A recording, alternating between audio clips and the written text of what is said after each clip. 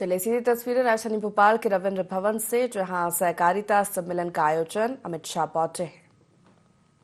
से हमारे यशस्वी मुख्यमंत्री डॉक्टर मोहन यादव जी से, सम्मानीय अतिथिगणों से कि वे इस बड़ी रूपी दीप को प्रज्वलित कर आज के इस विश्व कार्यक्रम की शुरुआत करें।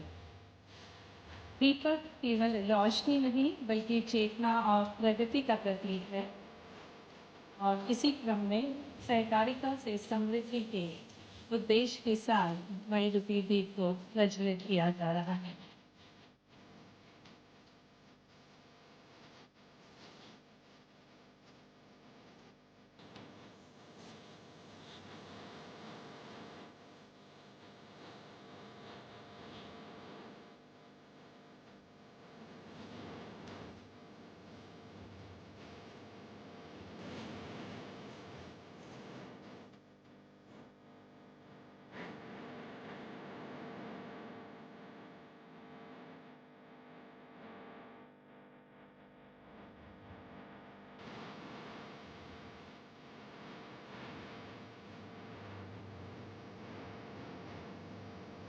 बहुत बहुत धन्यवाद। आग्रह है माननीय केंद्रीय गृह एवं सहकारिता मंत्री जी श्री अमित शाह जी से, कृपया आप अपना स्थान ग्रहण करें। सभी सम्माननीय अतिथिगणों से निवेदन है, आप अपना स्थान ग्रहण करें। सहकारिता एक विचार नहीं, एक व्यवहार है, एक ऐसा सामाजिक आर्थिक तंत्र जो व्यक्ति को व्यक्ति से जोड़ता है और गांव को विकास से। आज की यह गरिमामय सभा एक ऐसे अभियान का प्रतीक है जो समाज के अंतिम व्यक्ति तक समृद्धि पहुंचाने के लिए निरंतर अग्रसर है। सहकारिता हमारी अर्थव्यवस्था का एक मजबूत स्तंभ बन चुकी है। देश के कोने कोने में सहकारी समितियों का विस्तार हो रहा है ताकि समाज का प्रत्येक तबका, विशेषकर गरीब और वंचित वर्ग, विकास की मुख्य धारा से जुड़ सके। माननीय प्रधानमंत्री जी श्री नरेंद्र मोदी जी के सहकार से समृद्धि के संकल्प को मूर्त रूप देते हुए 6 जुलाई 2021 को सहकारिता मंत्रालय की स्थापना की गई थी और इसका नेतृत्व सौंपा गया था देश के यशस्वी गृह एवं सहकारिता मंत्री माननीय श्री अमित शाह जी को। और विगत कुछ ही वर्षों में ये मंत्रालय एक क्रांतिकारी परिवर्तन का वाहक बनकर उभरा है, जहां गांव-गांव तक समृद्धि पहुंच रही है और प्रत्येक नागरिक तक अवसरों की रोशनी पहुंच रही है। इस वैश्विक महत्व को देखते हुए संयुक्त राष्ट्र संघ यूएनओ ने वर्ष 2025 को अंतर्राष्ट्रीय सहकारिता वर्ष के रूप में घोषित किया और जिसकी अनूठी थीम है सहकारिता से एक बेहतर विश्व का निर्माण। और इसी क्रम में आज का यह राज्य स्तरीय सहकारी सम्मेलन मध्य प्रदेश की धरती पर माननीय केंद्रीय गृह एवं सहकारिता मंत्री श्री अमित शाह जी के मुख्य आतिथ्य में आयोजित किया जा रहा है। हम आपका एक बार पुनः जोरदार करतल ध्वनियों के साथ मध्य प्रदेश में स्वागत करते हैं। एक ऐसा सम्मेलन जो न केवल अवसर है बल्कि एक दिशा है, एक प्रेरणा है और एक अभियान है भारत को आत्मनिर्भर और सहकारी शक्ति के रूप में स्थापित करने का। और जैसा कि हमारे भारत की एक अनुपम परंपरा है अतिथि देवो भव, इसी क्रम में हम हमारे मध्य प्रदेश के मुख्यमंत्री डॉक्टर मोहन यादव जी से विनम्र निवेदन करते हैं कि वे हमारे आज के कार्यक्रम के मुख्य अतिथि माननीय केंद्रीय गृह एवं सहकारिता मंत्री श्री अमित शाह जी को श्री राम जी की प्रतिमूर्ति, साथ ही में अंग वस्त्रम, हमारे मध्य प्रदेश का पारंपरिक बाग से बना हुआ अंग वस्त्रम भेंट कर आपकी भरपूर तालियों के साथ बहुत बहुत स्वागत है, अभिनंदन है। भगवान राम के कुशल प्रबंधक थे और इसी प्रकार से माननीय केंद्रीय मंत्री जी का हमें मार्गदर्शन प्राप्त होता रहे। इसी क्रम में आग्रह है हमारे प्रदेश अध्यक्ष श्री वी.डी. शर्मा जी से कि वे माननीय केंद्रीय गृह एवं सहकारिता मंत्री, हमारे भारत के केंद्रीय मंत्री श्री अमित शाह जी को अंग वस्त्रम भेंट कर जोरदार तालियों के साथ स्वागत करें, अभिनंदन करें। इसी क्रम में आग्रह करेंगे हमारे मध्य प्रदेश के सहकारिता एवं खेल एवं युवा कल्याण मंत्री श्री विश्वास कैलाश सारंग जी से कि वे महाकालेश्वर मंदिर की प्रतिमूर्ति और उससे पूर्व अंग वस्त्रम पहनाकर जोरदार करतल ध्वनियों के साथ मध्य प्रदेश में बाबा महाकालेश्वर का मंदिर, जो कि शक्ति का प्रतीक है, भक्ति का प्रतीक है, और ऐसे ही सुंदर महाकालेश्वर के मंदिर को भेंट करके उनका स्वागत कर रहे हैं।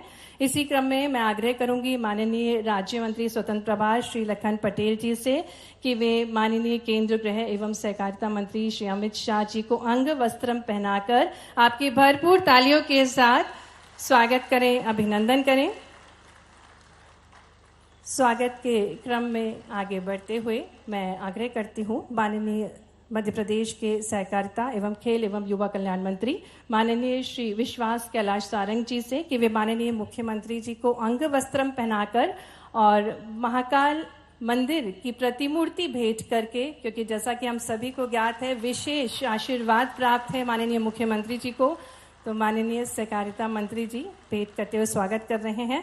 मैं आग्रह करूंगी राज्य मंत्री स्वतंत्र प्रभार श्री लखन पटेल जी से कि वे रामलला की मूर्ति से स्वागत करें हमारे प्रदेश अध्यक्ष श्री वी डी शर्मा जी का मंच पर। आपकी तालियां निरंतर बजती रहना चाहिए। आज स्वर्णिम अवसर है जिसके हम सभी साक्षी बन रहे हैं। इसी क्रम में आगे बढ़ते हुए रामलला की प्रतिमूर्ति भेंट की जा रही है।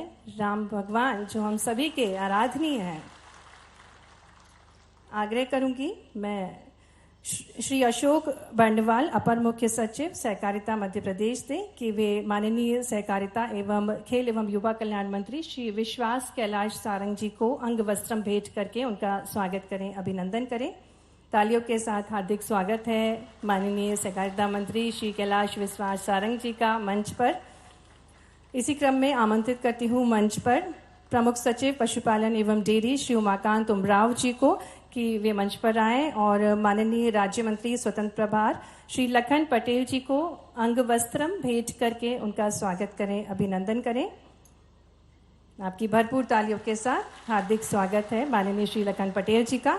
निवेदन है डॉक्टर मिनेश शाह जी अध्यक्ष राष्ट्रीय डेयरी डेवलपमेंट बोर्ड से कि वे हमारे मध्य प्रदेश के मुख्य सचिव श्री अनुराग जैन जी को अंग वस्त्रम भेंट करके उनका कार्यक्रम में स्वागत करें, अभिनंदन करें। डॉक्टर मिनेश शाह जी अध्यक्ष राष्ट्रीय डेयरी डेवलपमेंट बोर्ड स्वागत कर रहे हैं मध्य प्रदेश के मुख्य सचिव श्री अनुराग जैन जी का एक बेहद खूबसूरत सा स्टॉल पहनाकर। और इसी क्रम में मैं निवेदन करती हूँ श्री मनोज पुष्प जी आयुक्त सहकारिता से कि वे स्वागत करें डॉक्टर आशीष भूटानी जी का सचिव सहकारिता मंत्रालय भारत सरकार का। आपकी भरपूर तालियों के साथ हार्दिक स्वागत है, हार्दिक अभिनंदन है डॉक्टर आशीष कुमार जी का। कार्यक्रम को गति प्रदान करते हुए अब मैं विनम्र निवेदन करती हूं अपर मुख्य सचिव सहकारिता श्री अशोक बंडवाल जी से कि वे स्वागत उद्बोधन देने की कृपा करें।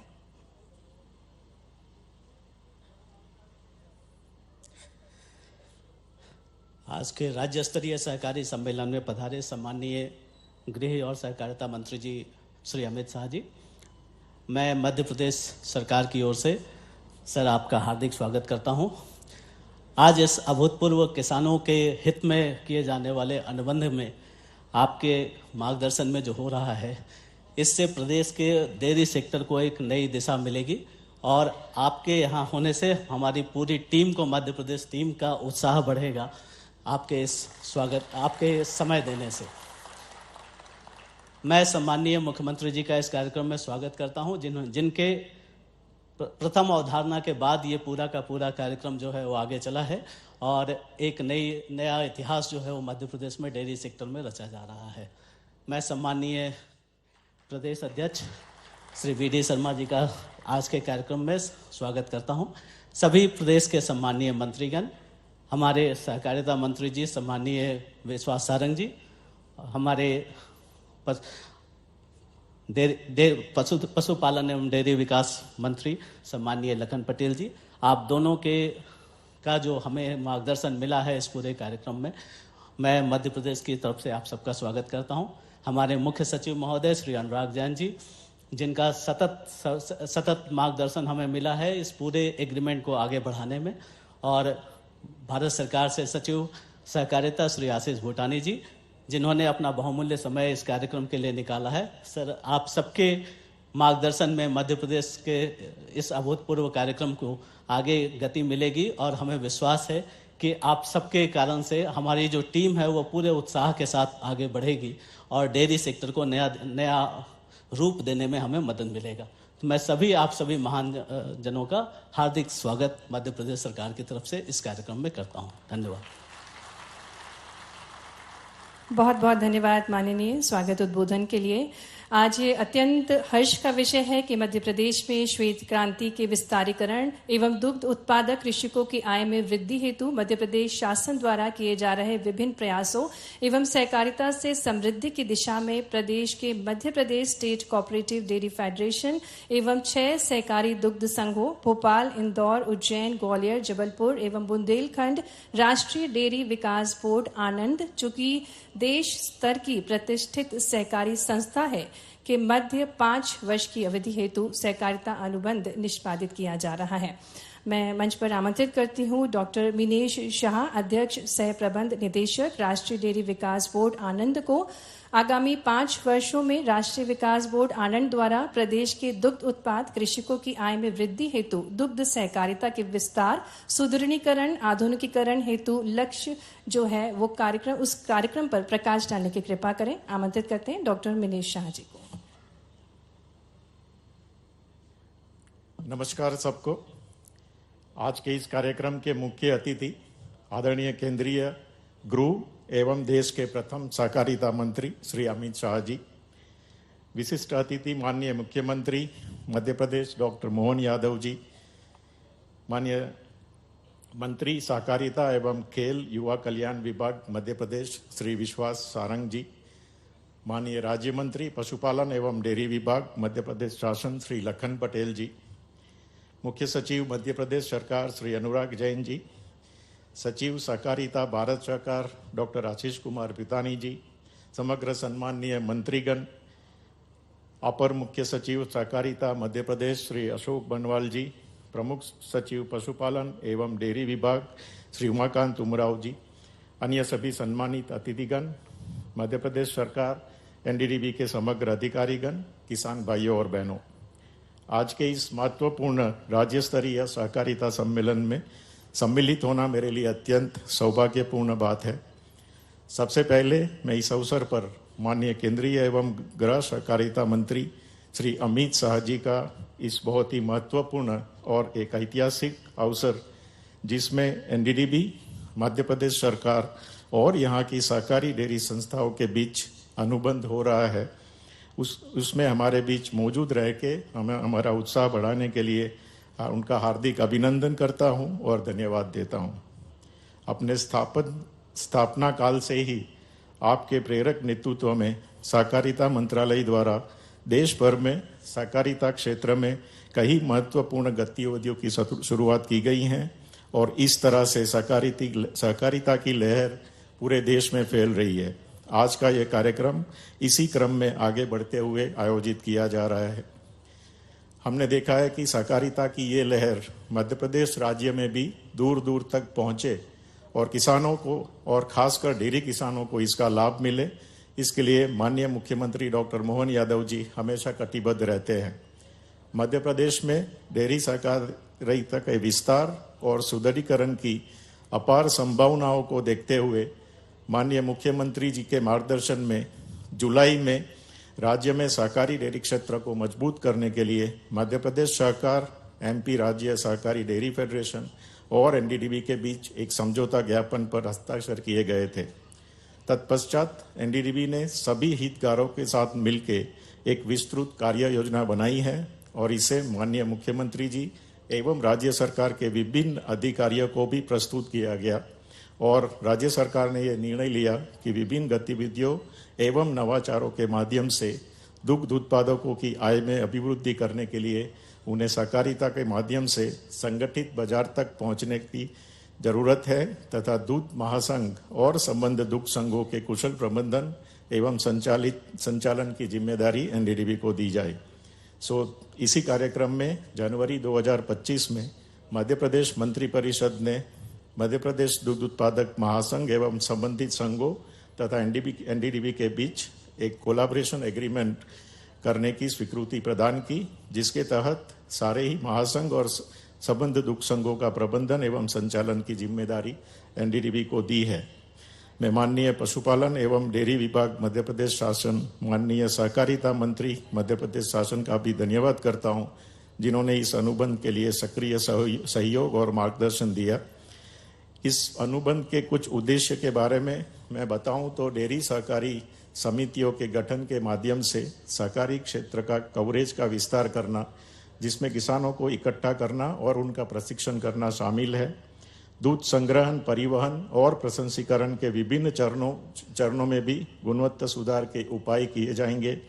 मौजूदा इंफ्रास्ट्रक्चर का हम अच्छी तरह से यूटिलाइज करेंगे, प्लांट को अपग्रेड करेंगे और पूरी वैल्यू चेन में डिजिटाइज करेंगे और दूध उत्पादकों की बाजार जो पहुंच गतिविधियां है उसको भारत के अन्य राज्यों के सहित विपणन और विदेशों में निर्यात के लिए भी हम नीतिगत सुझाव करेंगे और साथ में मानव संसाधनों की तैनाती और उसकी क्षमता निर्माण का भी काम करेंगे। केंद्र सरकार के श्वेत क्रांति 2.0 के लिए मध्य प्रदेश एक बहुत ही महत्वपूर्ण राज्य है, जिसके माध्यम से सहकारिता के क्षेत्र में विस्तार, रोजगार सृजन और महिला सशक्तिकरण किया जाना है। और इस योजना के अंतर्गत हमने जो कुछ लक्ष्य किए हैं, सो सहकारी संस्थाओं द्वारा दूध का संकलन दोगुना करना, अभी जो 12 लाख है उसको 24 लाख किलोग्राम तक ले जाएंगे। उनके द्वारा तरल दूध की बिक्री जो अभी 7 लाख है उसको 15 लाख लीटर तक ले जाएंगे। राज्य में संस्थाओं को जो डेयरी प्लांट की क्षमता है उसको हम 18 से 30 लाख तक बढ़ाएंगे और पशु प्रजनन, पोषण और स्वास्थ्य के क्षेत्र में हस्तक्षेप करके उत्पादकता में वृद्धि करेंगे। साथ ही बायोगैस और गोबर प्रबंधन और ऑर्गेनिक खेती को हम बढ़ावा देंगे। एनडीडीबी ने एमपीसीडीएफ और दुग्ध संघों में अपने ऑफिसर्स की प्रबंध की जिम्मेदारी के लिए पोस्ट कर दिया है और अपनी सहायक संस्थाओं के साथ इस जिम्मेदारी को लेने और इससे बखूबी पूरा करने के लिए पूरी तरह से कटिबद्ध है। मैं आप सबको ये विश्वास दिलाता हूँ, एनडीडीबी डेयरी सहकारिता क्षेत्र के पुनरुद्धार, विस्तार और सुदृढ़ीकरण करने के लिए हर संभव प्रयास करेगा ताकि राज्य में डेयरी व्यवसाय को गति मिले और हमारे लाखों दूध उत्पादकों के जीवन में एक नई उमंग और खुशहाली आए। आप सबका बहुत बहुत धन्यवाद।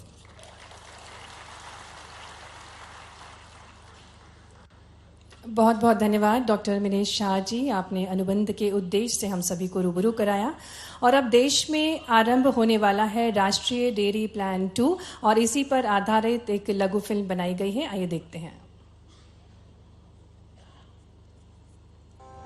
माननीय प्रधानमंत्री श्री नरेंद्र मोदी के कुशल नेतृत्व में सहकार से समृद्धि के सूत्र के साथ भारतीय सहकारी क्षेत्र परिवर्तन की दिशा में आगे बढ़ रहा है। आज भारत में डेयरी कोऑपरेटिव का एक ऐसा विशाल नेटवर्क है जिसकी मिसाल पूरी दुनिया में मिलना मुश्किल है। ये डेयरी कोऑपरेटिव्स देश के 2 लाख से ज्यादा गांवों में करीब करीब 2 करोड़ किसानों से दिन में 2 बार दूध जमा करती हैं और उसे ग्राहकों तक पहुंचाती है। माननीय सहकारिता मंत्री श्री अमित शाह के मार्गदर्शन में रोजगार के नए अवसर और महिलाओं के सशक्तिकरण के लिए श्वेत क्रांति 2.0 की शुरुआत हुई है। हम सब जानते हैं कि दूध के उत्पादन के साथ और विशेषकर कोऑपरेटिव दूध के उत्पादन के साथ डेयरी के साथ माताएं बहनें जुड़ी हैं और माताओं बहनों को आत्मनिर्भर बनाना, स्वावलंबी बनाना, उनका एम्पावरमेंट करना, सशक्तिकरण करना, ये कोई और कार्यक्रम नहीं कर सकता जितना अच्छे से हमारी डेयरी कर सकती है। श्वेत क्रांति 2.0 के अंतर्गत अगले 5 वर्षों में दूध संकलन को 50% तक बढ़ाकर सहकारी दूध खरीद को वर्तमान 660 लाख किलोग्राम प्रतिदिन से 2028-29 तक 1007 लाख किलोग्राम प्रतिदिन करना है। इस लक्ष्य को हासिल करने के लिए सहकारी दूध खरीद में सालाना 9% की वृद्धि करने की आवश्यकता होगी। इस योजना के अंतर्गत अछूते क्षेत्रों में नई बहुउद्देशीय समितियां NDCS की स्थापना की जाएगी और व्यवहार्य प्राथमिक कृषि ऋण समितियों MPACs में दूध खरीद की गतिविधियां शुरू की जाएंगी। ये योजना नाबार्ड, NDDB और NFDB के सहयोग से संपूर्ण सरकार अभिगम का लाभ उठाते हुए कार्यान्वित की जाएगी। NDDB ने इंदौर, जिंद और चिकमंगलुरु में पायलट परियोजनाएं कार्यान्वित की, जिसमें चुनिंदा जिलों में 100 DCS स्थापित किए गए। पायलट प्रोजेक्ट से मिली सीख NDDB को श्वेत क्रांति 2.0 के लक्ष्य को हासिल करने में मदद करेगा। एनडीडीबी के संसाधनों से डेयरी गतिविधियां शुरू करने के लिए 1000 बहुउद्देशीय प्राथमिक कृषि ऋण सहकारी समितियों को वित्तीय सहायता के साथ श्वेत क्रांति 2.0 शुरू की है। श्वेत क्रांति 2.0 के अंतर्गत सभी प्राथमिक डेयरी समितियां बहुउद्देशीय होंगी। इसी दिशा में आज एनडीडीबी मध्य प्रदेश के साथ सहयोग करने जा रहा है। मुझे इस बात की प्रसन्नता है कि मध्य प्रदेश सरकार यशस्वी प्रधानमंत्री श्रीमान नरेंद्र मोदी जी के नेतृत्व में कदम से कदम मिला करके विकास के मामले में आगे बढ़ रही है। आज यशस्वी गृह मंत्री श्रीमान अमित शाह जी से मुलाकात के दरमियान मध्य प्रदेश में सहकारिता के क्षेत्र में भी काफ़ी काम की गुंजाइश है और खास करके पशुपालन और दूध उत्पादन को लेकर के हमारे पास नेशनल डेयरी डेवलपमेंट बोर्ड के माध्यम से सहकारिता के लिए बड़ा स्कोप है। उद्योग के साथ साथ फूड इंडस्ट्री में बढ़ावा देने की दृष्टि से दूध इंडस्ट्री को बढ़ावा देने के लिए मध्य प्रदेश में डेयरी विकास की असीम संभावनाएं हैं। मध्य प्रदेश में 5500 से अधिक गांव के स्तर पर सहकारी समितियां बनाना और उन्हें सुदृढ़ करना प्रस्तावित है। मध्य प्रदेश डेयरी योजना के अंतर्गत कुछ मुख्य लक्ष्य हैं। दूध संकलन को दैनिक 10 से 20 लाख किलोग्राम तक बढ़ाना, दूध बिक्री को 7 से 15 लाख लीटर तक बढ़ाना, डेयरी प्लांट की क्षमता को 18 से 30 लाख लीटर प्रतिदिन तक बढ़ाना, पशु प्रजनन, पोषण और स्वास्थ्य के क्षेत्र में हस्तक्षेप कर पशु उत्पादकता में वृद्धि करना और साथ ही साथ बायोगैस, गोबर प्रबंधन और ऑर्गेनिक खेती को बढ़ावा देना। श्वेत क्रांति 2.0 ग्रामीण भारत को सशक्त बनाने, मजबूत बुनियादी ढांचे के निर्माण और महत्वपूर्ण निर्यात क्षमता को अनलॉक करते हुए डेयरी उद्योग को तैयार करेगा और इसमें मध्य प्रदेश राज्य का महत्वपूर्ण योगदान होगा।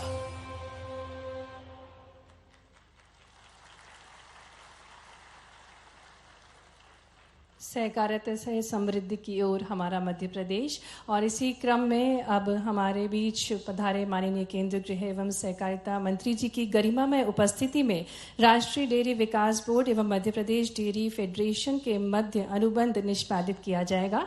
MPCDF एवं राष्ट्रीय डेयरी विकास बोर्ड आनंद के मध्य अब अनुबंध का निष्पादन होगा। इसी क्रम में मैं मंच पर आमंत्रित करती हूँ प्रमुख सचिव मध्य प्रदेश शासन पशुपालन एवं डेयरी विभाग श्री उमाकांत उमराव जी को मंच पर, साथ ही में अध्यक्ष राष्ट्रीय डेयरी विकास बोर्ड आनंद डॉक्टर मीनेश शाह जी को मंच पर। कृपया आप मंच पर आएं और राष्ट्रीय डेयरी विकास बोर्ड आनंद के बीच अनुबंध को आदान प्रदान करने की कृपा करें।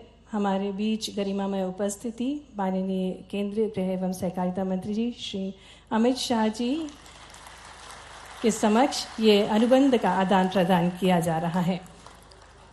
जोरदार तालियों के साथ। और इसी क्रम में आगे बढ़ते हुए मैं भोपाल सहकारी दुग्ध संघ मर्यादित भोपाल एवं राष्ट्रीय डेयरी विकास बोर्ड आनंद के मध्य अनुबंध निष्पादन करने हेतु आमंत्रित करती हूं मंच पर श्री कौशलेंद्र विक्रम सिंह, संभागायुक्त भोपाल एवं प्राधिकृत अधिकारी भोपाल सहकारी दुग्ध संघ मर्यादित भोपाल को मंच पे, साथ ही में डॉक्टर मीनेश शाह, अध्यक्ष सह प्रबंध निदेशक डेयरी राष्ट्रीय डेयरी विकास बोर्ड आनंद को कि आप मंच पर आए और माननीय भारत के गृह एवं सहकारिता मंत्री श्री अमित शाह जी की गरिमामय उपस्थिति में इन अनुबंधों को आदान प्रदान करने की कृपा करें। आपकी भरपूर तालियों के साथ हमारे मध्य प्रदेश के विकास में एक और अध्याय जुड़ रहा है। और इसी क्रम में आगे बढ़ते हुए मध्य प्रदेश में सहकारिता तथा पैक्स के व्यवसाय विविधीकरण की दिशा में किए गए प्रयासों को एक लघु फिल्म के माध्यम से अब आपके समक्ष दिखाया जाएगा। देश के यशस्वी प्रधानमंत्री श्री नरेंद्र मोदी जी के विकसित भारत 2047 के संकल्प को साकार करने की दिशा में केंद्रीय गृह एवं सहकारिता मंत्री श्री अमित शाह जी के सहकार से समृद्धि के विजन के साथ सहकारिता मंत्रालय ग्रामीण विकास और आर्थिक समावेशिता को नई गति प्रदान कर रहा है। इसी प्रेरणा से मध्य प्रदेश में माननीय मुख्यमंत्री डॉक्टर मोहन यादव जी के कुशल नेतृत्व तथा सहकारिता, खेल एवं युवा कल्याण मंत्री श्री विश्वास कैलाश सारंग जी के प्रयासों से प्रदेश का सहकारिता विभाग नई ऊर्जा के साथ कार्य कर रहा है। मध्य प्रदेश में 54,000 से अधिक सहकारी समितियां पंजीकृत है। जिनमें से 30% महिला सहकारी समितियां हैं। 4,536 पैक्स द्वारा प्रदेश की समस्त ग्राम पंचायतों का 100% कवरेज पूर्ण किया जा चुका है। 0% ब्याज दर पर 35 लाख से अधिक कृषकों को 21,400 करोड़ रुपए का कृषि ऋण प्रदान किया जा चुका है। इसी मिशन के तहत मध्य प्रदेश में नवीन सहकारी समितियों का गठन किया जा रहा है। बहुउद्देशीय पैक्स की दिशा में नवाचार करते हुए नवीन सेवाओं की शुरुआत की गई है। कॉमन सर्विस सेंटर का संचालन अब 4,517 पैक्स द्वारा किया जा रहा है।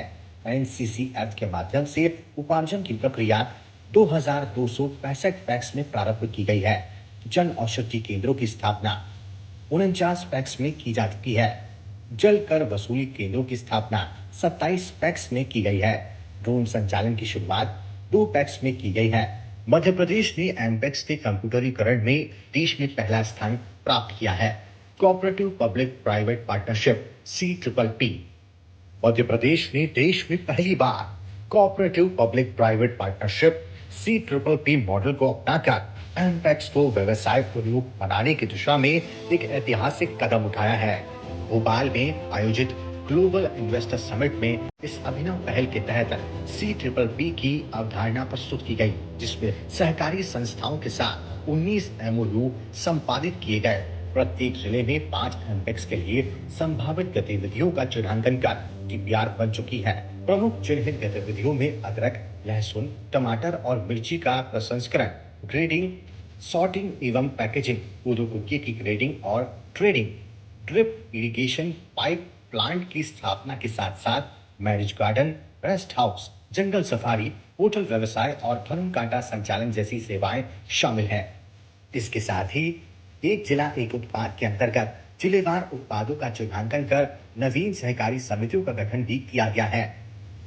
मध्य प्रदेश का सहकारिता विभाग अपनी दूरदर्शिता, तकनीकी नवाचार और जन समर्पित पहलों के माध्यम से हर क्षेत्र में नई ऊंचाइयों को छू रहा है।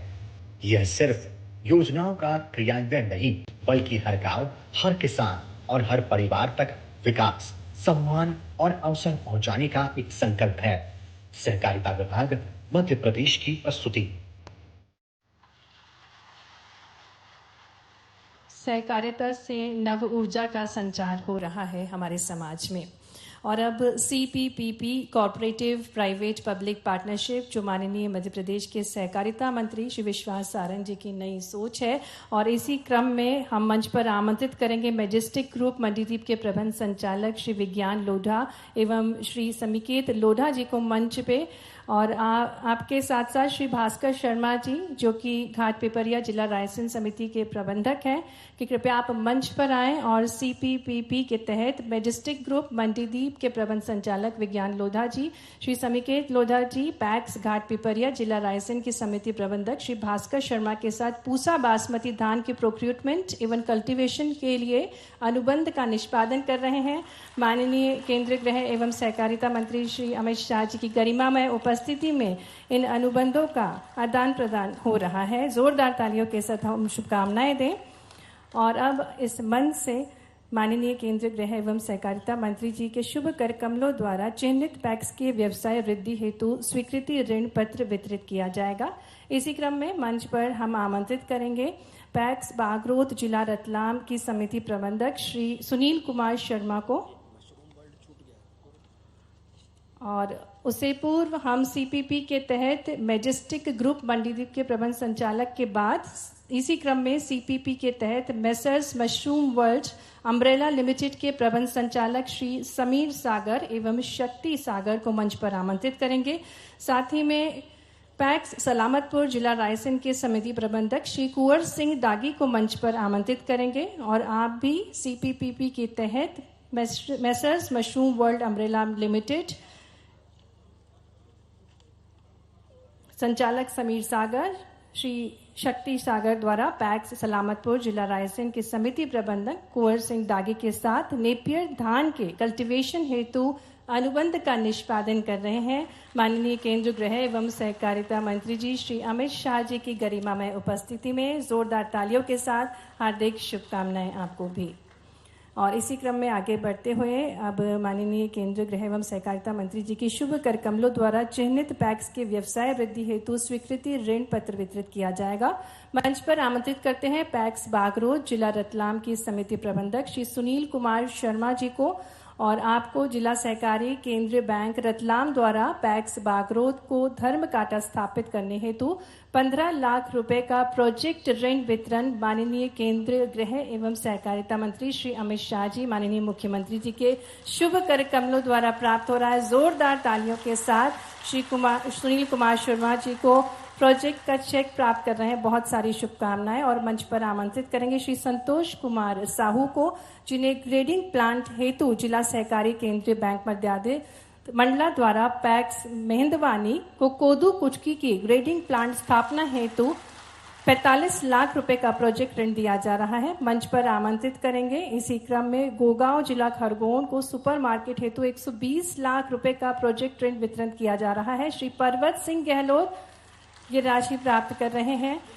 माननीय केंद्रीय गृह एवं सहकारिता मंत्री जी के शुभ कर कमलों द्वारा मंच पर आमंत्रित करेंगे श्री महेश वर्मा जी को। आपको दुग्ध सहकारी संस्था टीला खेड़ी जिला भोपाल के सचिव हैं आप, और आपको माइक्रो एटीएम दिया जा रहा है। जोरदार तालियों के साथ बहुत सारी शुभकामनाएं श्री महेश वर्मा जी को। इसी क्रम में हम मंच पर आमंत्रित करेंगे श्री यश रघुवंशी को। आपको पैक्स सांकल खेड़ा खुर्द के कृषक श्री यश रघुवंशी जी को किसान क्रेडिट कार्ड दिया जा रहा है, और अब तक 40 लाख से अधिक किसान क्रेडिट कार्ड पैक्स संस्थाओं को बांटे जा चुके हैं। श्री पुष्पेंद्र सिंह जी को मंच पर आमंत्रित करेंगे पैक्स सुसनेर जिला आगरमालवा की समिति प्रबंधक। श्री पुष्पेंद्र सिंह को petrol pump HPCL petrol pump आवंटन का लेटर ऑफ इंटेंट दिया जा रहा है। इसी क्रम में श्री अजय कुमार नायक को मंच पर आमंत्रित करेंगे जन औषधि केंद्र पैक्स कुआ जिला कटनी के समिति प्रबंधक श्री अजय कुमार नायक, जिन्हें ड्रग लाइसेंस प्राप्त हो रहा है। बहुत बहुत धन्यवाद माननीय केंद्रीय गृह एवं सहकारिता मंत्री जी श्री अमित शाह जी, सम्मानीय अतिथिगण। सहकारिता से, इन अनुबंध से, नवीन प्रयासों से मध्य प्रदेश और समृद्ध होगा और उन्नत बनेगा। और कार्यक्रम को आगे बढ़ाते हुए मैं निवेदन करती हूँ माननीय राज्य मंत्री स्वतंत्र प्रभार पशुपालन एवं डेयरी मंत्री श्री लखन पटेल जी से कि आप उद्बोधन देने की कृपा करें। आपकी भरपूर तालियों के साथ आमंत्रित करते हैं माननीय श्री लखन पटेल जी को।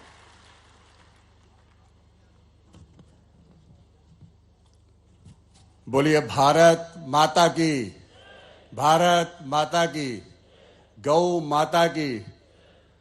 आज के इस गर्मामय कार्यक्रम में मंच पर विराजमान और आज के कार्यक्रम के मुख्य अतिथि देश के गृह एवं सहकारिता मंत्री आदरणीय अमित शाह जी, हमारे प्रदेश के मुखिया, गौ सेवा के क्षेत्र में अति संवेदनशील काम करने के लिए जाने जाने वाले ऐसे हमारे यशस्वी मुख्यमंत्री आदरणीय डॉक्टर मोहन यादव जी, प्रदेश की भारतीय जनता पार्टी के लोकप्रिय अध्यक्ष, कुशल संगठक, हमारे अध्यक्ष और सांसद माननीय विष्णुदत्त शर्मा जी,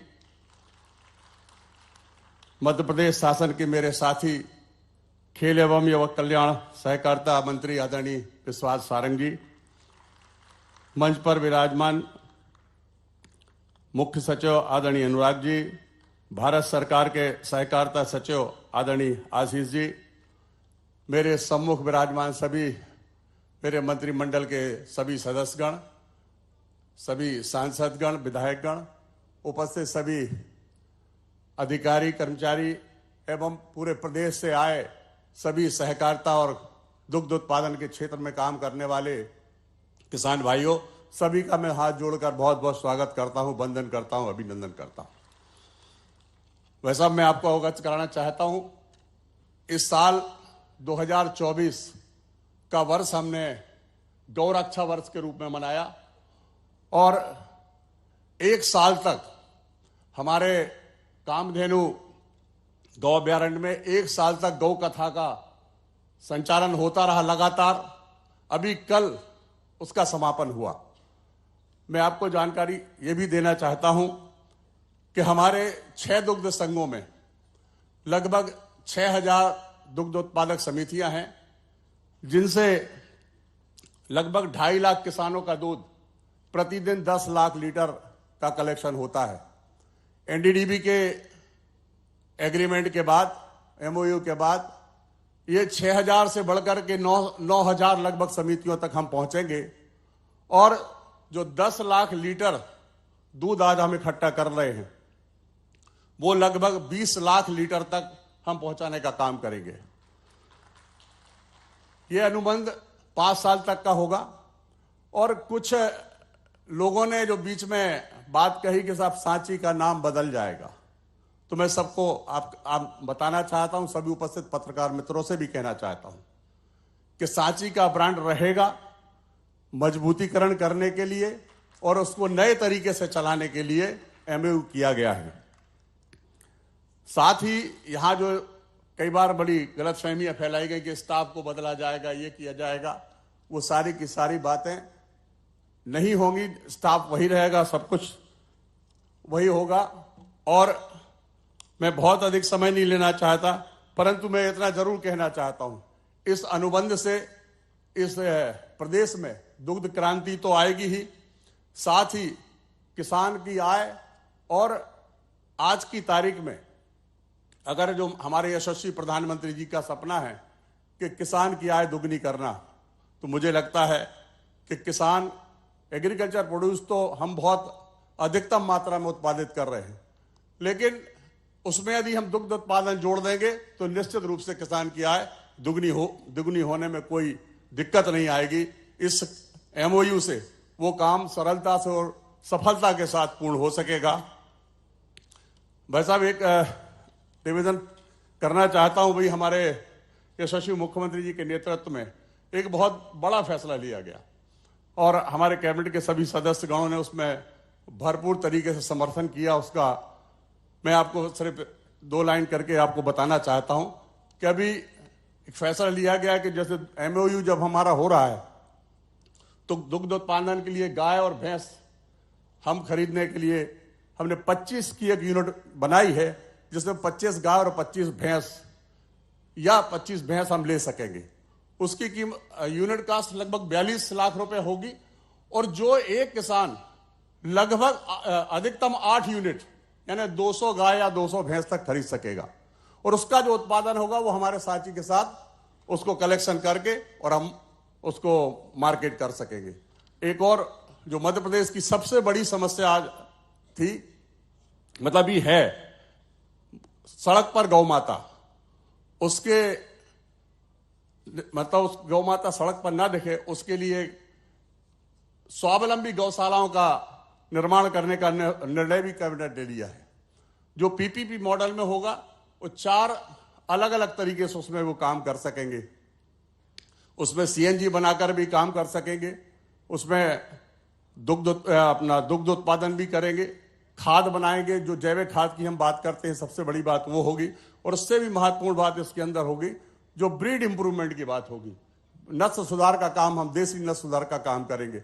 ये सारे के सारे काम होंगे। इस अवसर पर मैं आपका एक बार फिर से इस मध्य प्रदेश की धरा पर बहुत बहुत स्वागत करता हूं, वंदन करता हूं, अभिनंदन करता हूं। धन्यवाद। जय हिंद, जय भारत।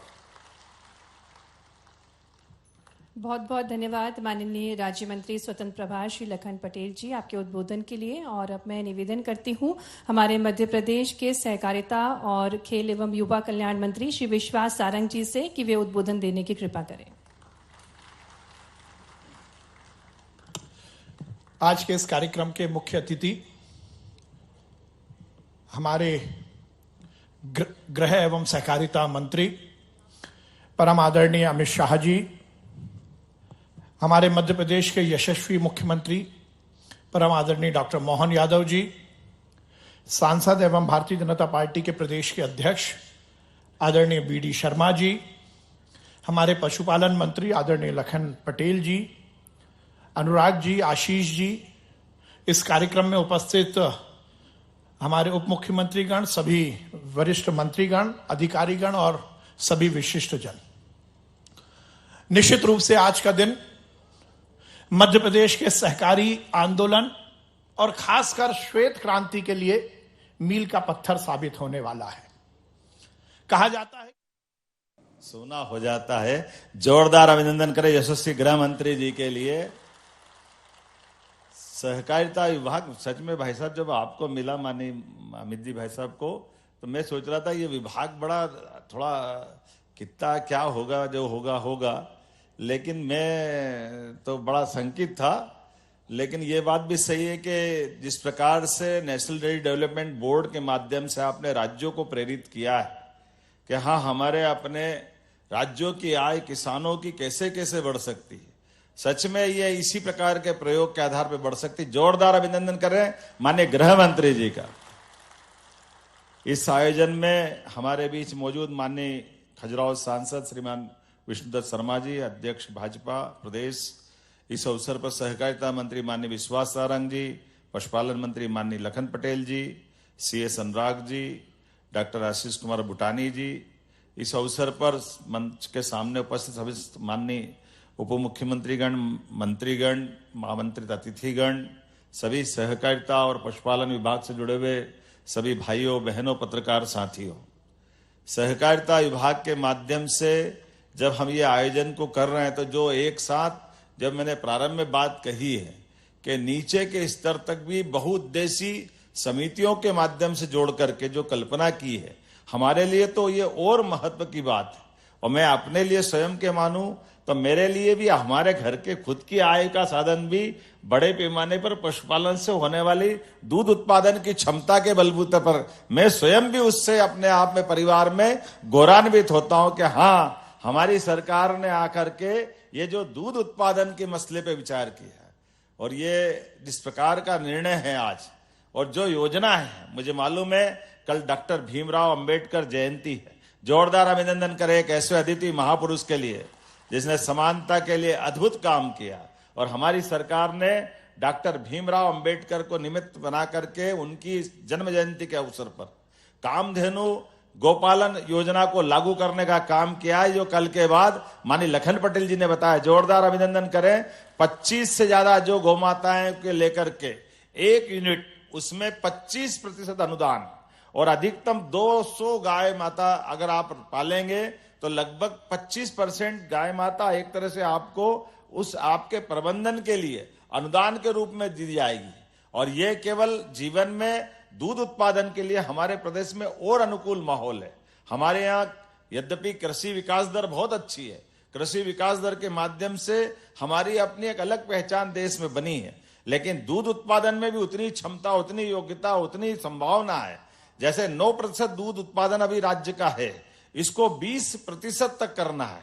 और ऐसे में जब हमारा फॉरेस्ट का एरिया बहुत बड़ा है, खेती के लिए मान लो जमीन नहीं है, लेकिन पशुपालन के लिए तो मना नहीं है, बहुत अच्छे से पशुपालन कर सकते हैं। और पशुपालन में भी उन्नत पशु के माध्यम से जब से ये योजना आई है, हर जगह हर स्थान पर उत्साह उमंग के साथ हर एक कोई किसी बात की बधाई दे न दे, पशुपालन की बात जैसे ही करते हैं ऐसा लगता है जिसके घर में गाय वो सब गोपाल, जिसके घर में गाय का कुल वो घर घर गोकुल। जो ये बात करते कि इसलिए हम वृंदावन बनाने निकले हैं, तो आनंद से झूम उठता हर सभा हर स्थान पर। ये इतना उमंग देता है कि हमारे अपने लिए परमात्मा की दया से हजारों साल से अपने इस देश के अंदर ऐसा माना जाता दूध दही की नदियां बहती थी, लेकिन काल के प्रवाह में और खास करके गाय माता के दूध को लेकर मैं स्पष्ट बोलना चाहूंगा कि गाय माता के दूध के मामले में तो दूध फेट से लेंगे, ये बड़ी सावधानी से बोलने वाली बात थी। फेट मतलब केवल भैंस का लेंगे,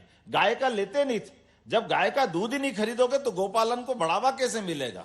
अब जब ये शुद्ध रूप से बात आ रही कि केवल गाय का दूध खरीदेंगे, मतलब गाय का भी खरीदेंगे भैंस का भी खरीदेंगे। अभी तक जितने दुग्ध संघ थे, कोई गाय का दूध लेने के मामले में जवाबदारी के साथ कहना चाहूंगा, सारे के सारे दुग्ध संघ हाथ जोड़ते थे, भैया फेट के मामले में आ जाओ। ये अलग बात है कि दूध वाले पानी मिला के भैंस का दूध गाय का दूध वो टंकी टंकी चलाते रहते थे। यहां से लेके वहां तक गाय का दूध बाजार में मिलता था, लेकिन कोई दूध उत्पादक घर से अपना गाय का दूध बेचने जाए तो गाय का दूध नहीं खरीदते थे। मुझे इस बात का संतोष है, अब सरकार डंके की चोट गोमाता का दूध खरीदेगी और किसानों की जिंदगी बेहतर करने के लिए यशस्वी प्रधानमंत्री माननीय गृह मंत्री जी के नेतृत्व में आगे बढ़ेगी। हमारे लिए आज के इस अवसर पर अरे कितने प्रकार की समस्याओं का समाधान हो जाएगा इस आज के कार्यक्रम के बाद।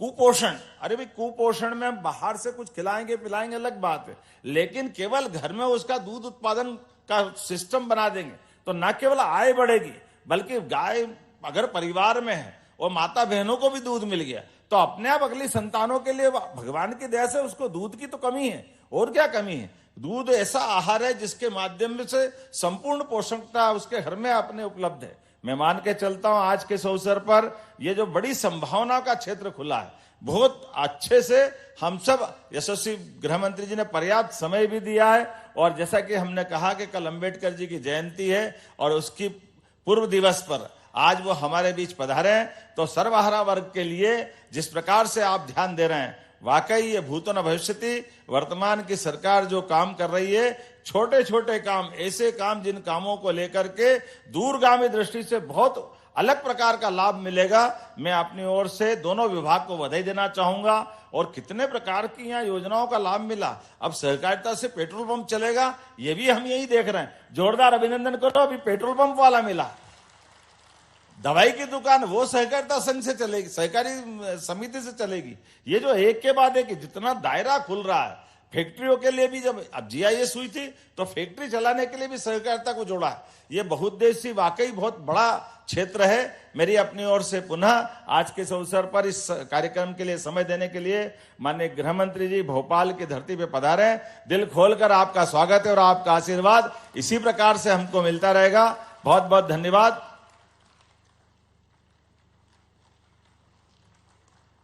बहुत बहुत धन्यवाद माननीय मुख्यमंत्री जी। चाहे बात हो एक नए भारत के निर्माण की या हमारे यशस्वी प्रधानमंत्री जी के विकसित भारत के स्वप्न की, इन सब के केंद्र में जो व्यक्तित्व अपनी दृढ़ निष्ठा, तेजस्वी नेतृत्व और अद्वितीय दूरदृष्टि से मार्ग प्रशस्त कर रहे हैं, वे हैं हमारे देश के पहले केंद्रीय सहकारिता मंत्री माननीय गृह एवं सहकारिता मंत्री श्री अमित शाह जी। आपने सरल से जटिल और संघर्ष से समाधान तक की यात्रा को न केवल नेतृत्व प्रदान किया बल्कि सहकारिता को एक जन आंदोलन का स्वरूप भी दिया है। आपकी सूक्ष्म दृष्टि, निर्णायक सोच, राष्ट्रहित के प्रति अद्वितीय समर्पण ने भारत को विकास की नई ऊंचाइयों तक पहुंचाया है। देवियों सज्जनों, आपकी भरपूर तालियों के साथ, जोरदार तालियों के साथ हम निवेदन करते हैं, उस प्रेरणा सूत्र से आग्रह करते हैं माननीय गृह एवं सहकारिता केंद्रीय मंत्री जी से कि वे प्रेरणा वचनों से हम सभी को कृतार्थ करने की कृपा करें।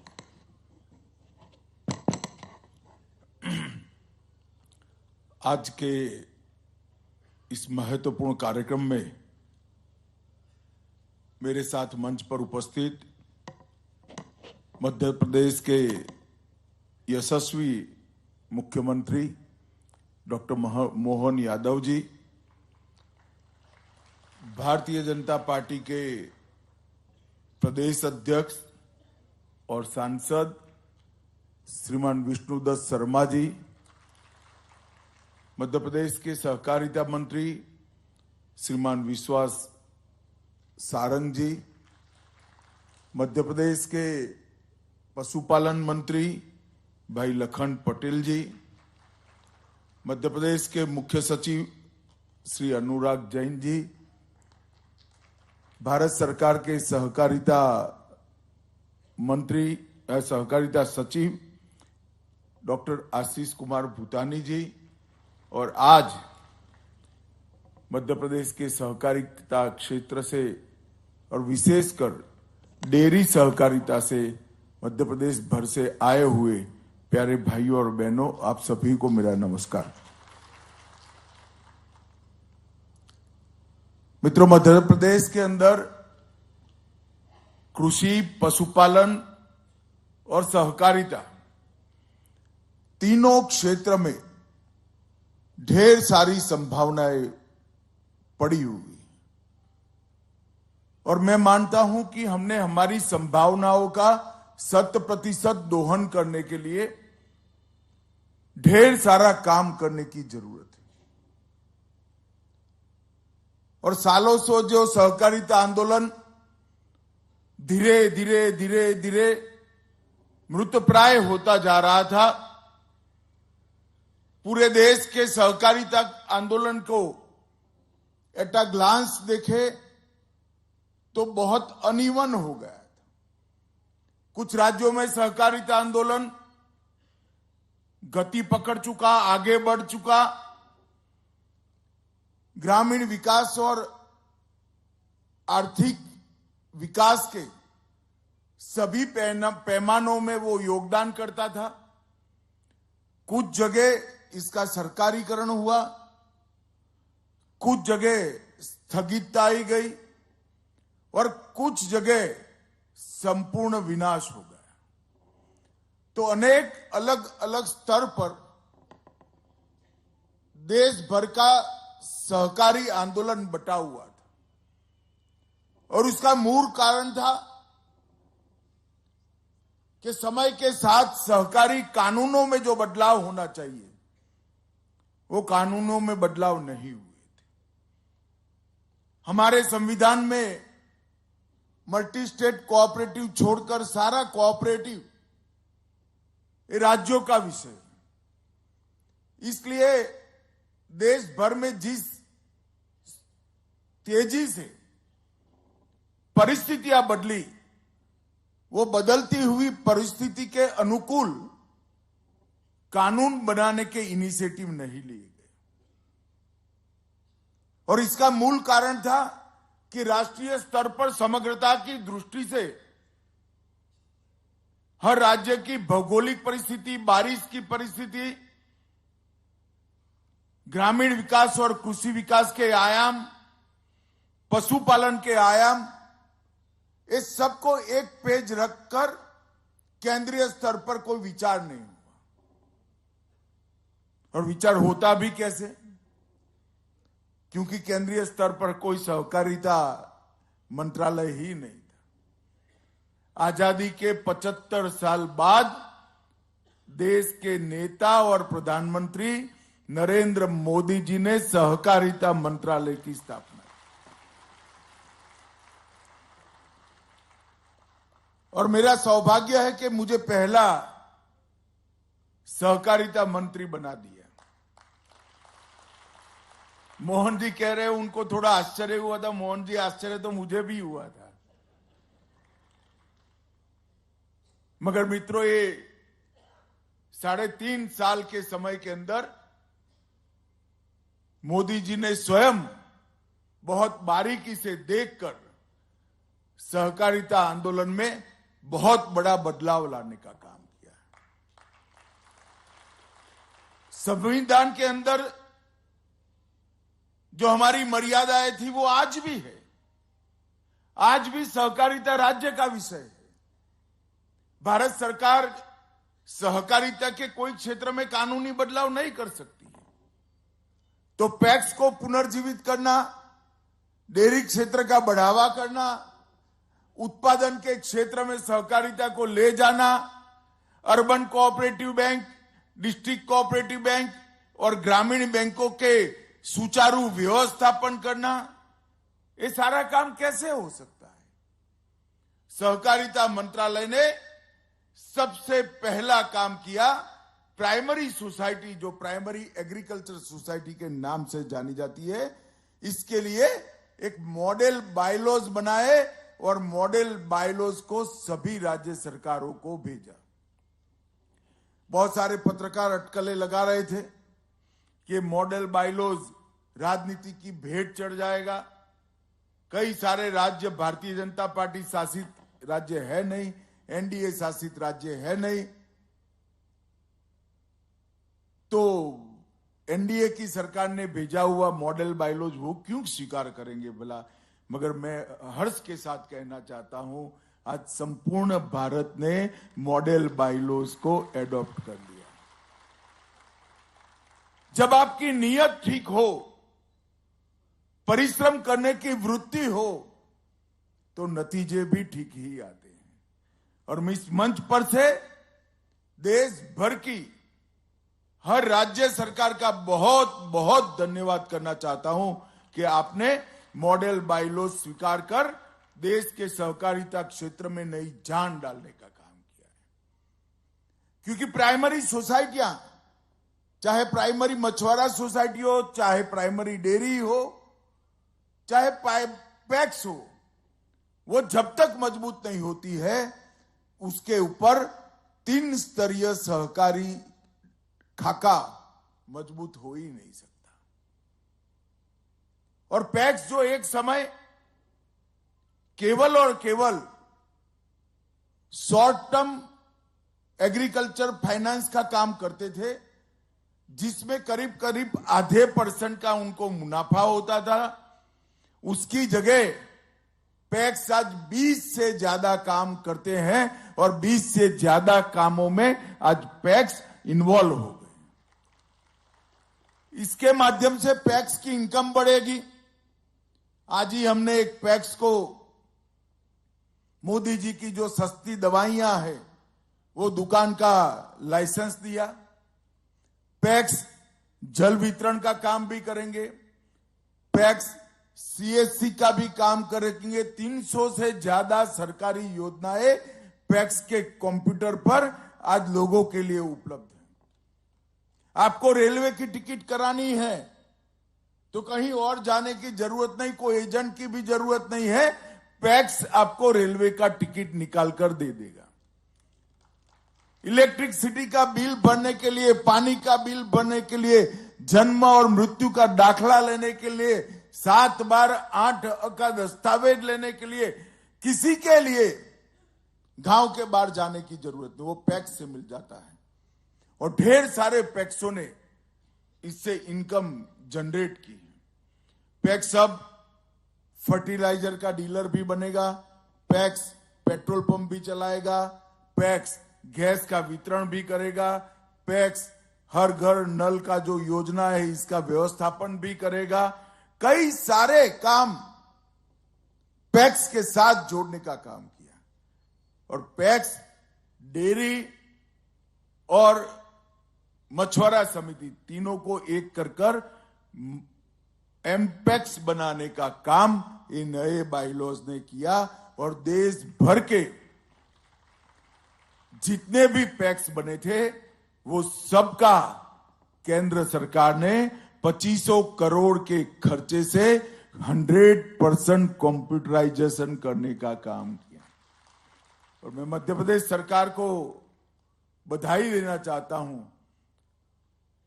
कि पैक्स के कंप्यूटराइजेशन में पूरे भारत में पहला नंबर अपनी मध्य प्रदेश सरकार का है।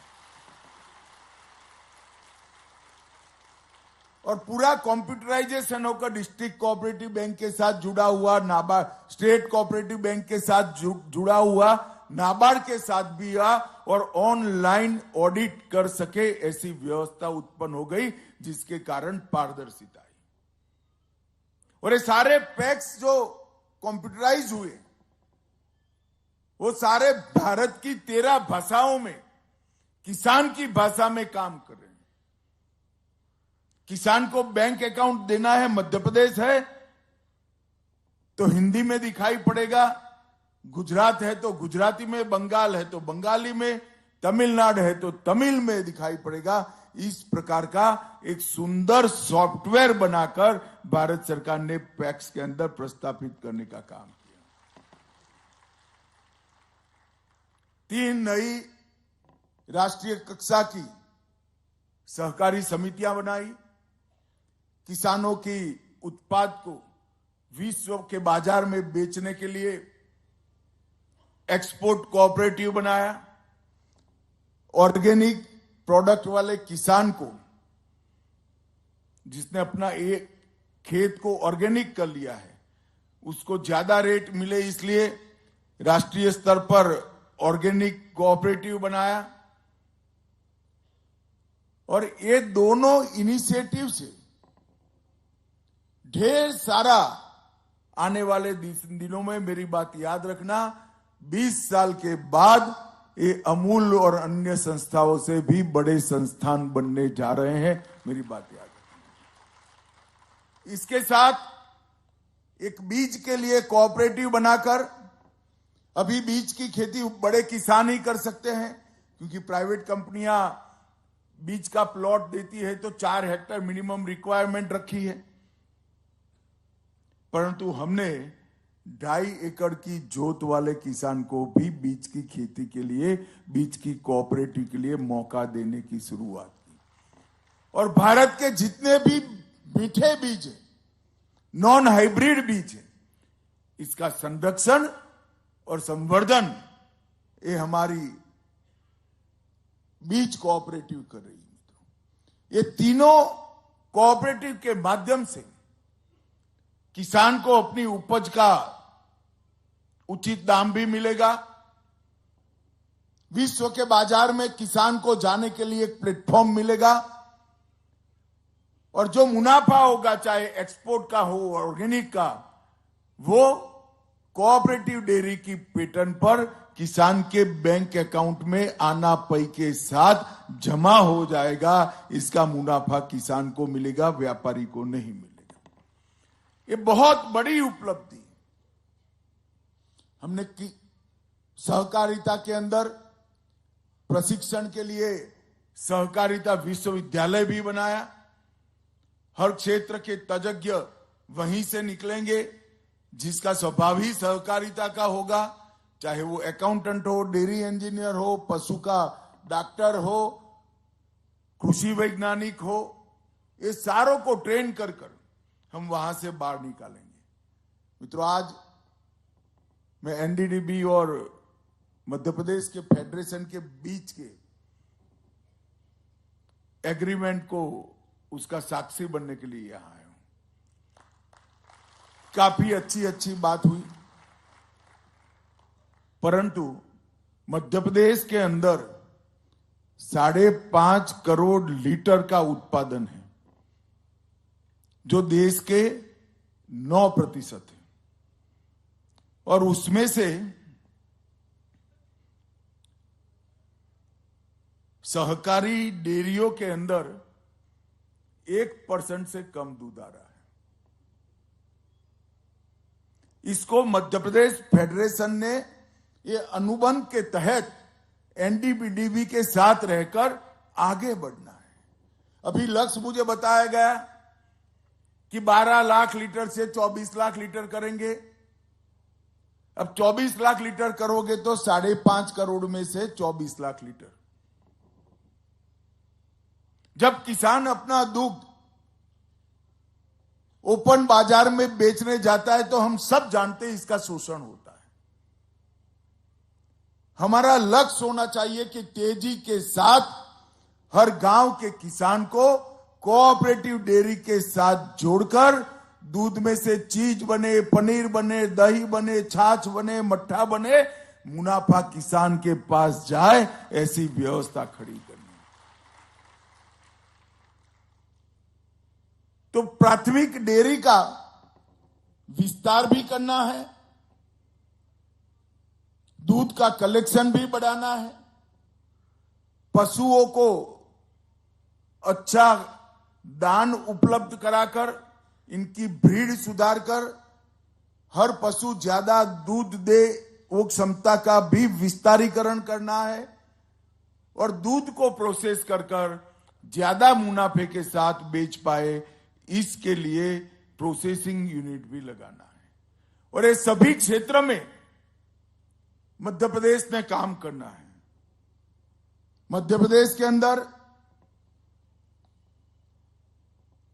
जो मार्केटेबल दूध है, सरप्लस दूध है पीने के बाद, 3.5 करोड़ लीटर है। इसमें से 2.5% ही डेयरी के पास आता है, कोऑपरेटिव डेयरी के पास आता है। और मध्य प्रदेश के गांवों में केवल 17% गांव में ही दूध के कलेक्शन की व्यवस्था है। मैं इसलिए कह रहा हूं कि आज मुख्यमंत्री जी और सहकारिता मंत्री जी ने जो अनुबंध करा है एनडीडीबी के पास, उससे 83% गांवों तक कोऑपरेटिव पहुंचने का स्कोप खुल गया है। 83%। ये कितना महत्वपूर्ण है। और शहरी दूध की मांग ही 120 लाख लीटर, 1 करोड़ 20 लाख लीटर प्रतिदिन है, जिस पर किसान को अपना ठीक से मुनाफा नहीं मिल रहा है। ये अनुबंध से हम पहले 5 साल में कम से कम लक्ष्य रखें कि 50% गांवों में कोऑपरेटिव प्राथमिक दुग्ध उत्पादक समिति को हम बना लें। अगर 50% गांवों में बढ़ाते हैं तो आपकी क्षमता अभी से कोऑपरेटिव मिल्क प्रोसेसिंग की अनेक गुना बढ़ती है और किसान की समृद्धि बढ़ती है। और अभी लगभग 7,000 ग्रामीण दूध सहकारी समितियां हैं, तो आपको कितना बढ़ाना पड़ेगा इसकी कल्पना कर लीजिए। परंतु भारत सरकार एनडीडीबी और जरूरत पड़ेगी तो और कोई योजना से भी नरेंद्र मोदी सरकार मध्य प्रदेश के किसानों के साथ इसके लिए चट्टान की तरह खड़ी है। हर संभव प्रयास करेंगे। मित्रों, गुणवत्ता की जांच और किसान को हर सप्ताह भुगतान, ये दोनों का मेरा आग्रह है। एमपीसीडीएफ ने इसके लिए नीति निर्माण और ब्रांडिंग का काम भी करना पड़ेगा। तो मेरा आग्रह है एनडीडीबी और फेडरेशन, एमपी फेडरेशन से, ये 12 लाख लीटर से 24 लाख का जो आपने लक्ष्य रखा है उसको बदलना चाहिए। गांवों की संख्या भी बढ़ानी चाहिए। मध्य प्रदेश में अब सुशासन है। कांग्रेस के जमाने में जो कोऑपरेटिव मर गई, इसको जिंदा करने का ये स्वर्णिम अवसर है। मध्य प्रदेश ने इसका उपयोग करना चाहिए। और मेरा आग्रह है मुख्यमंत्री जी और सहकारिता मंत्री से भी, एनडीडीबी और एमपी डेयरी का फेडरेशन जो है, ये दोनों के साथ बैठकर ये पूरे लक्ष्यों का पुनर्निर्धारण कर एक एग्रेसिव तरीके से, आक्रामक तरीके से कम 50% गांव में डेयरी पहुंचे और किसानों को इसका फायदा हो। अगर इसके लिए फाइनेंस की जरूरत है तो भारत सरकार का एनसीडी निश्चित रूप से आपको फाइनेंस करेगा, मदद भी करेगा। परंतु किसान को उसके दूध के उत्पादन का 100% फायदा मिलना चाहिए, तभी जाकर दूध का उत्पादन बढ़ सकता है। आज आपने इस दिशा में जाने के लिए एग्रीमेंट कर एक रास्ता करा है।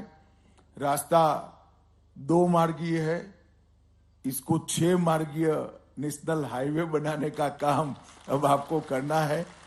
मुझे आशा है कि हमारी एमपी सरकार इसको जरूर गति देगी और भारत सरकार भी एमपी सरकार के साथ मिलकर मध्य प्रदेश के किसानों की भलाई के लिए हर कदम उठाएगी, हर प्रकार की सहायता करेगी। आप सभी का बहुत बहुत धन्यवाद। वंदे मातरम।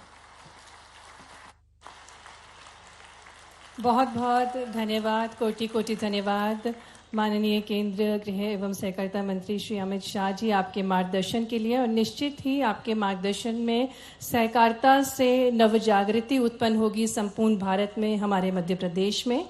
और अब कार्यक्रम की औपचारिकता पूर्ण करते हुए मैं आमंत्रित करती हूँ मध्य प्रदेश के प्रमुख सचिव पशुपालन एवं डेयरी श्री उमाकांत उमराव जी को कि वे आभार प्रस्तुत करने की कृपा करें।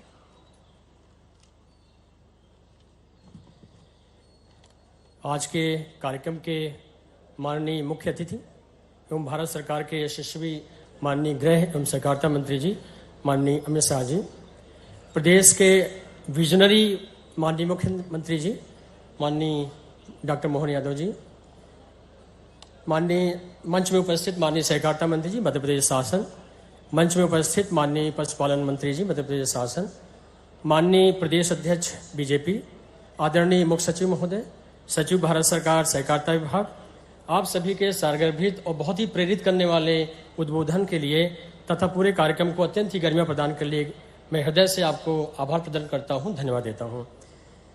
कार्यक्रम में हॉल में उपस्थित सभी माननीय मंत्रीगण, माननीय सांसदगण, माननीय विधायकगण तथा सभी वरिष्ठ जनप्रतिनिधिगण तथा बहुत पूरे प्रदेश से आए हुए प्रतिनिधिगण, अधिकारी, कर्मचारी तथा मीडिया के सभी मित्र, आप सभी को भी पूरे कार्यक्रम को सफल बनाने में तथा आपकी उपस्थिति से पूरी उसको गरिमा प्रदान करने में मैं अपने हृदय से आप सभी का आभारी हूं और पुनः आपको बहुत बहुत धन्यवाद। Thank you.